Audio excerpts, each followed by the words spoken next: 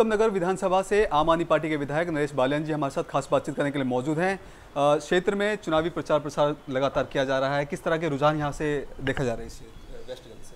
देखिए, वेस्ट दिल्ली में लगभग आप मानना कि 2015 वाला माहौल है और लोग ठोक के आम आदमी पार्टी को वोट डाल रहे हैं। लोगों को जब से अरविंद केजरीवाल जी जेल गए हैं तो लोगों ने इसको इस तरीके से लिया है कि भाई ये तो आम आदमी पार्टी को ख़त्म करना चाहते हैं, आम आदमी पार्टी को बिल्कुल ज़ीरो करना चाहते हैं। पार्टी के 4 नेता जेल में डाल दिए हैं। तो लोगों के अंदर ज़बरदस्त इस चीज़ की एंटी इनकम्बेंसी है बीजेपी के खिलाफ और बहुत शानदार प्रचार चल रहा है आम आदमी पार्टी के पक्ष में और महाबल मिश्रा अच्छे वोटों से चुनाव जीत रहे हैं।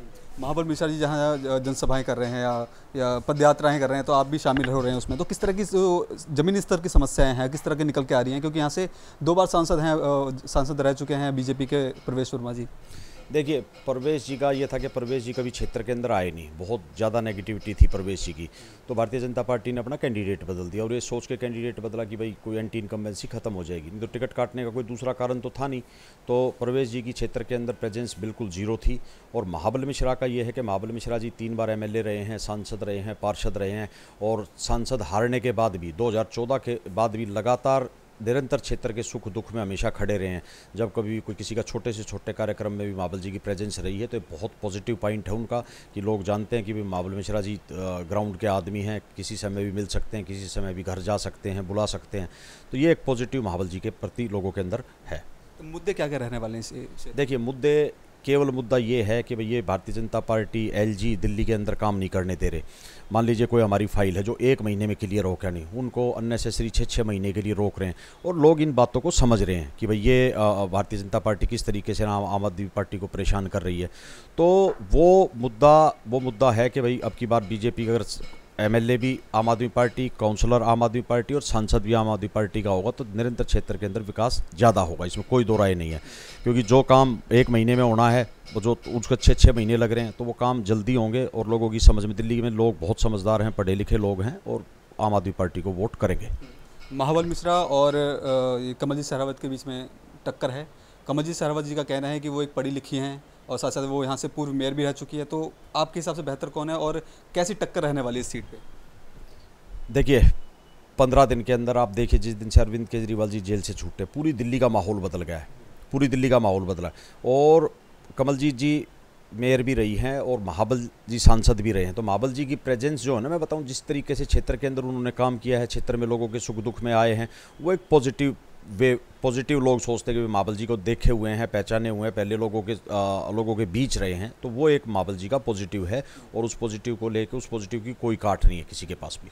अगर महाबल मिश्रा जी यहाँ से जीतते हैं तो क्या कुछ फर्स्ट प्रायोरिटी पे काम रहेंगे? क्योंकि इस इलाके में उत्तर नगर में की बात की जाए तो बहुत सारी समस्याएं हैं, चाहे ट्रैफिक की बात की जाए, यहाँ कुछ सड़कें भी ऐसी हैं टूटी हैं।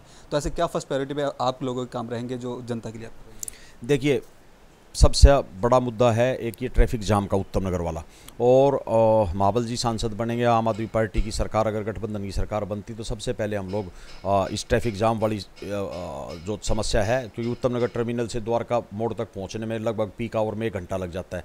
तो ये बड़ा मुद्दा है, तो इसको हम लोग सॉल्व करवाएंगे। दूसरा, एक नजफगढ़ ड्रेन के साथ से एक एलिवेटेड रोड अप्रूव्ड हो रखा है, लेकिन वही मैं बता रहा हूँ कि LG की तरफ से उस पर काम नहीं करने दिया जा रहा। तो वो एलिवेटेड रोड अगर बन जाएगा तो लाइफ लाइन हो जाएगी। क्योंकि अगर मान लीजिए किसी आदमी को जनकपुरी जाना है, पश्चिम बिहार जाना, वो उत्तम नगर होके जाता है, तो वो रोड एलिवेटेड बन जाएगा नजफगढ़ ड्रेन के साथ से, तो काफ़ी मूवमेंट वहाँ से हो जाएगी, तो ट्रैफिक में फ़र्क पड़ेगा। इसमें 7 सीटें हैं, कितना क्या लग रहा है कि इंडी गठबंधन और बीजेपी के बीच की लड़ाई है, तो आम आदमी पार्टी कितनी सीटें इस बार लेकर जाएंगे? देखिए, मैं कोई बहुत मतलब जब भी कभी चुनाव से पहले कोई लोग पूछते हैं कि क्या रहा है, तो मेरा एक ही मानना है कि इस बार 2015 वाली आंधी है और उस आंधी के अंदर आम आदमी पार्टी 4 सीटें जीतेगी, कांग्रेस भी जीतेगी, इंडिया गठबंधन जीतेगा सीटें, और मेरे को लगता है कि लगभग हम 7-0 से हम लोग लीड करेंगे। आम आदमी पार्टी जो भारतीय जनता पार्टी का 400 पार का जो नारा दे रहे हैं कि 400 पार इस पार लेकर के आएंगे, तो क्या लगता है कहाँ है वो नारा? वो तो दूसरे चरण का जब चुनाव हुआ था उसके बाद गायब हो गया था। तो 400 पार, अब देखिए मैं आपको बताऊं, इन्होंने हरियाणा में कहा 75 पार, आई 39 सीटें। इस तरीके से पश्चिम बंगाल में कहा कि भाई 200 पार, आई 70 सीटें। तो वो केवल चुनावी नारा है, चुनावी नारे के अलावा कुछ नहीं है। मैं आपसे कह रहा हूँ, आप लिख के लेना कि भारतीय जनता पार्टी 200 क्रॉस नहीं करेगी। तो ये थे नरेश बालियान जी। इनका साफ तौर पे कहना है कि यहाँ से जो महाबल मिश्रा जी अगर जीतते हैं तो क्षेत्र के काफ़ी सारे ऐसे काम हैं जो सब फर्स्ट प्रायोरिटी पर के काम करवाएंगे, चाहे जो जाम की समस्या हो, चाहे वो एलिवेटेड रोड की हो। तो सबसे पहले अगर महाबल मिश्रा यहाँ से जीतते हैं तो इन चीज़ों को लेकर काम करवाएंगे। और साथ ही साथ कहना है कि 7 सीटों पर चुनाव है और ऐसे में 7 की 7 सीटें आम आदमी पार्टी के खाते में जाने वाली है। कैमरा पर्सन वैभव कुमार के साथ मैं संदेशक सन्ना, पंजाब केसरी.com, दिल्ली।